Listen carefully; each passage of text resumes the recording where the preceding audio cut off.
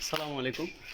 অনেকে ফেসবুকের মধ্যে বিভিন্ন গুজব ছড়াচ্ছে এখানে ফেনী শহরে যে মন্দিরটা আছে এখানে নাকি হামলা হয়েছে, আগুন ধরানো হয়েছে। আমি আইনুল ইসলাম, আমি এখানে দেখার জন্য এসেছি যে আসলে সত্যিই কি এখানে আগুন ধরানো হয়েছে কি না। আপনারা দেখতে পাচ্ছেন এখানে পুরা সব কিছু একদম সঠিক আছে, ঠিক আছে। তাছাড়া এখানে দেখতে পাচ্ছেন সামনে শুধু একটা দুইটা হয়তো এখানে দোকান হবে, এখানে ধরানো হয়েছে। যারা এটা ভুল করছেন, শেয়ার করছেন, আপনারা এটা একটু খেয়াল রাখবেন আর কি। আমি নিজ চোখে দেখে আপনাদেরকে দেখানোর জন্য আমি এখানে এসেছি। দেখতে পাচ্ছেন এটা দোকান একটা, আর এটা দেখতে পাচ্ছেন তাদের প্রতিষ্ঠান। এখানে কোনো কিছু কেউ হাত দেওয়া হয় নাই।